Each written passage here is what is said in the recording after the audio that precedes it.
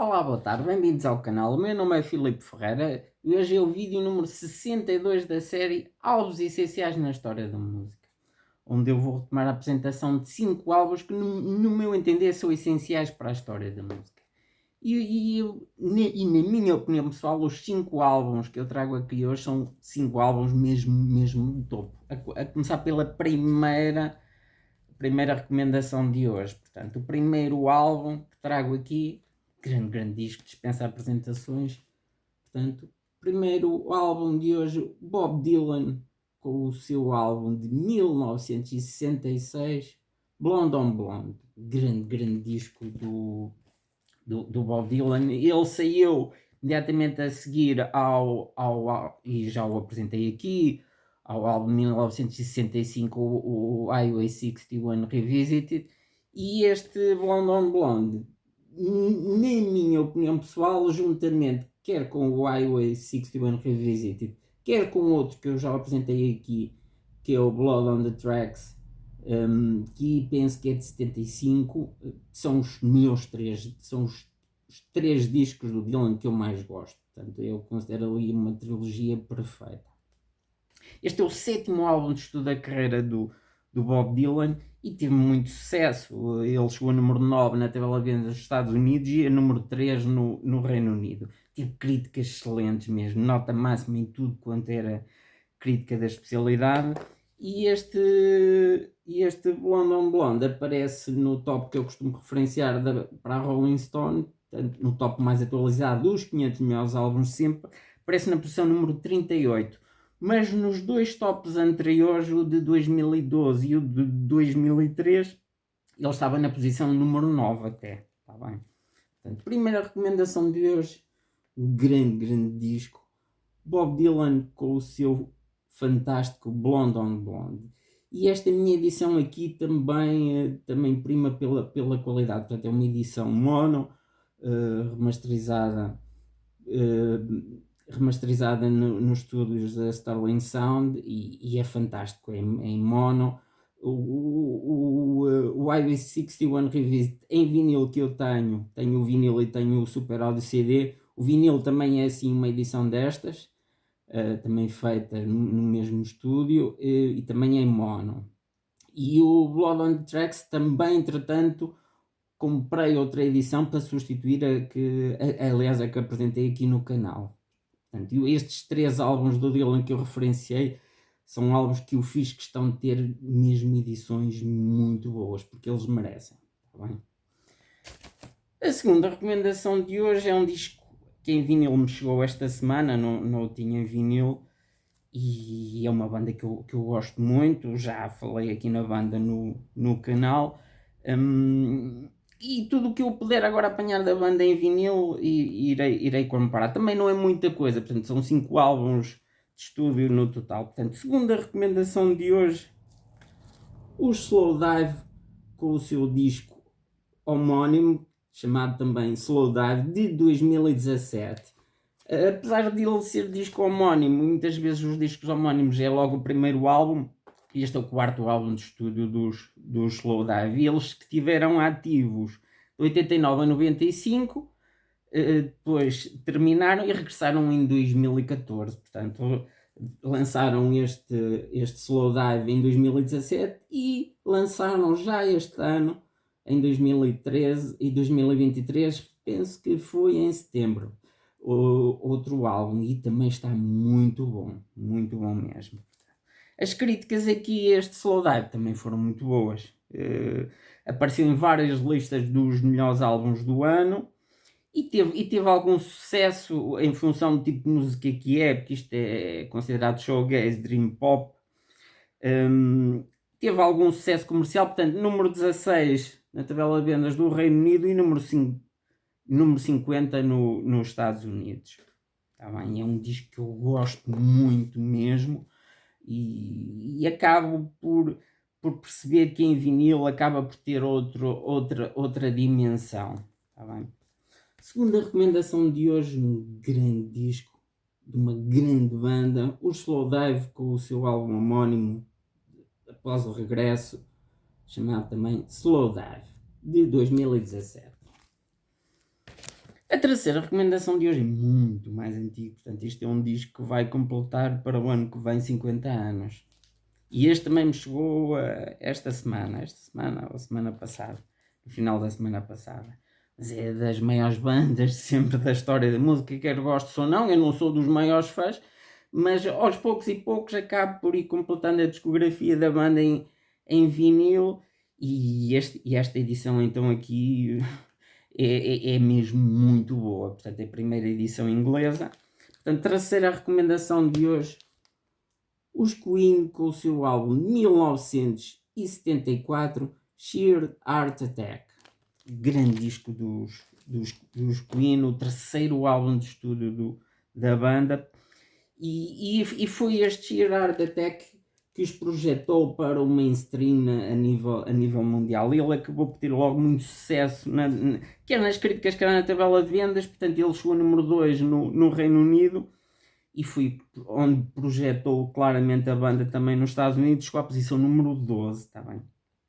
É considerado dos melhores, este Sheer Attack é considerado por muita gente, dos melhores álbuns da carreira dos Queen. É um álbum de hard rock, glam rock. E tem aqui das músicas mais mediáticas da primeira fase dos Queen, nomeadamente a Killer Queen, que foi a música que os projetou claramente nos Estados Unidos. Está bem? Portanto, terceira recomendação de hoje, os Queen com o seu fantástico Sheer Heart Attack. Aqui, então, este soa maravilhosamente bem. Eu até estive a fazer a experiência com alguns dos Queen que eu tenho, outros álbuns que eu tenho aqui, edições não originais inglesas ou americanas, e esta aqui é uma primeira edição inglesa de facto completamente diferente. Tá bem? Indo então aqui para os CDs, a quarta recomendação de hoje. Isto então é que eu estou a fugir claramente aqui à minha praia, porque isto não é de todo dos meus gostos pessoais. Mas não podia deixar de passar este disco em claro. Portanto, mais dia menos dia tinha o que eu apresentar aqui no canal. Portanto, quarta recomendação de hoje, os Metallica com o seu fantástico Master of Puppets de 1986. Grande disco. Eu não sou de todo, mas de todo, portanto quem acompanha o canal sabe que eu tenho ali as bandas de preferência, depois tenho uma segunda linha muito extensa, se calhar depois uma terceira linha, e estes Metallica nem na segunda linha de certeza que não estão, na terceira provavelmente também não, mas este Master of Puppets é um clássico de todos os tempos, quer gosto ou não do estilo, e eu não sou todo um fã de metal, mas é um grande disco, dos melhores discos de sempre. O terceiro álbum de estúdio dos Metallica, e o último com o baixista, com o Cliff Burton, que veio a falecer tragicamente num acidente. As críticas, não podia deixar de ser, foram todas, sem exceção, excelentes, e é considerado pela grande maioria das pessoas a obra-prima da banda. Aparece em várias listas dos melhores álbuns de sempre, não estou a falar só do ano de 86, dos melhores álbuns de sempre. A própria Rolling Stone, na lista que eu costumo referenciar dos 500 melhores álbuns de sempre, mesmo para um álbum de thrash metal, coloca-lo aqui o Master of Puppets no top 100, portanto ele está na posição número 97, não deixa de ser relevante.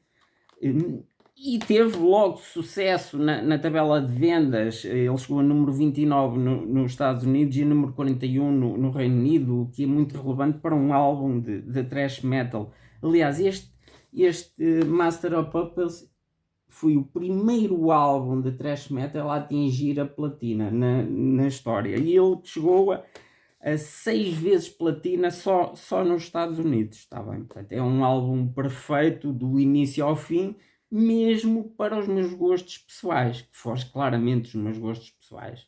Está bem? Quarta recomendação de hoje, os Metallica, com aquela que é considerada a sua obra-prima, Master of Puppets.